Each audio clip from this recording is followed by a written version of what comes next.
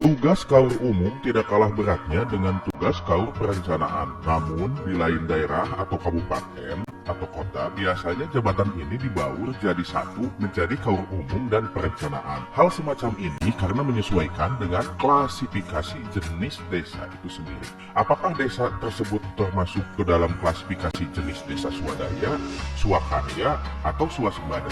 Karena dari ketiga klasifikasi jenis desa yang diatur dalam pasal 11 Permendagri nomor 84 tahun 2015 itu tidak ada yang memenuhi persyaratan perihal jumlah urusan dan seksi. Jika dalam aturan desa swadaya memiliki 2 urusan dan 2 seksi, desa swakarya dapat memiliki 3 urusan dan 3 seksi, dan swasembada wajib memiliki 3 urusan dan 3 seksi. Yang pertama, tugas KAUR umum berdasarkan Permendagri nomor 84 tahun 2015. Dalam Permendagri nomor 84 tahun 2015 sendiri, tugas KAUR umum diatur dalam pasal 7 huruf A dan B. Kurang lebih tugasnya sebagai berikut. 1.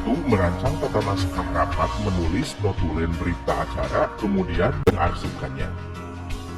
2. Mengagendakan penerimaan dan pengiriman surat, baik surat keluar ataupun surat masuk ke dalam buku agenda desa. 3. Mencatat secara teliti atas pengiriman surat keluar, mulai dari nomor, tanggal, isi surat, dan tujuan ke dalam buku ekspedisi. 4. Melaksanakan pencatatan dan pengelolaan data perangkat desa, baik yang baru diangkat ataupun yang sudah diperhentikan ke dalam buku aparat pemerintah desa. 5. Mencatat ketersediaan prasarana perangkat desa dan kantor, baik yang sudah ataupun yang belum. 6. Menyiapkan prasarana rapat sebelum dan sesudah dilaksanakan. 7. Melakukan pencatatan, pengarsipan, dan penghapusan barang atau bangunan yang telah, akan, atau sudah dilaksanakan ke dalam inventaris dan kekayaan desa. 8. Melaksanakan kegiatan pengelolaan administrasi umum. 9. Mempersiapkan administrasi terkait perjalanan dinas mulai dari membuat surat perintah sampai ke pengarsipannya. 2. Berdasarkan Permendagri nomor 20 tahun 2018. Sama seperti yang saya jelaskan pada artikel sebelumnya bahwa pembagian tugas KAUR dan KASI dalam Permendagri nomor 20 tahun 2018 hendaknya diatur lebih terperinci sesuai jenis yang ditetapkan dalam RKPD. Akan tetapi, jika Anda ingin memahaminya, silakan Anda buka Permendagri nomor 20 tahun 2018 pasal 6 ayat 4 yang isinya sebagai berikut. 1. Melakukan tindakan yang mengakibatkan pengeluaran atas beban anggaran belanja sesuai bidang tugasnya. 2. Melaksanakan anggaran kegiatan sesuai bidang tugasnya.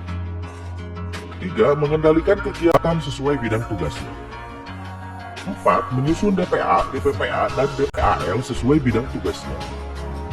5. Menandatangani perjanjian kerjasama dengan penyedia atas pengadaan barang atau jasa untuk kegiatan yang berada dalam bidang tugasnya. 6. Menyusun laporan pelaksanaan kegiatan sesuai bidang tugasnya untuk pertanggungjawaban pelaksanaan APBDes. Ketiga, dilihat dari pembagian tugasnya sebagai PPKD. KAUR umum menangani jenis kegiatan sebagai berikut. 1. Penyediaan operasional pemerintah desa. 2. Penyediaan operasional BPD.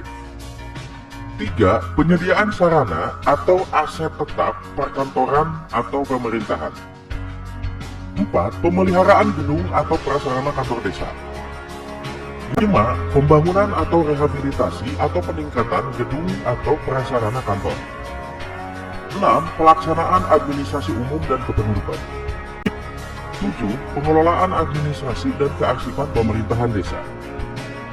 8. Pengelolaan atau administrasi atau inventarisasi atau penilaian aset desa. Mengenai format buku yang menjadi tanggung jawab dan perlu dikerjakan oleh KAUR umum, silakan sobat semua download secara gratis di deskripsi video di bawah. Itulah sedikit pemaparan dari kami terkait tugas KAUR umum jika dipandang dari berbagai perspektif aturan. Namun, semua itu tidak mungkin mewakili keseluruhan dari tugas yang kita minta, karena terkadang masih banyak sekali tugas dan program kerja KAUR umum yang perlu kita kerjakan. Apapun itu, entah itu tugas yang berasal dari kepala desa ataupun tugas yang berasal dari sekretaris desa, hendaknya kita kerjakan secara ikhlas dan penuh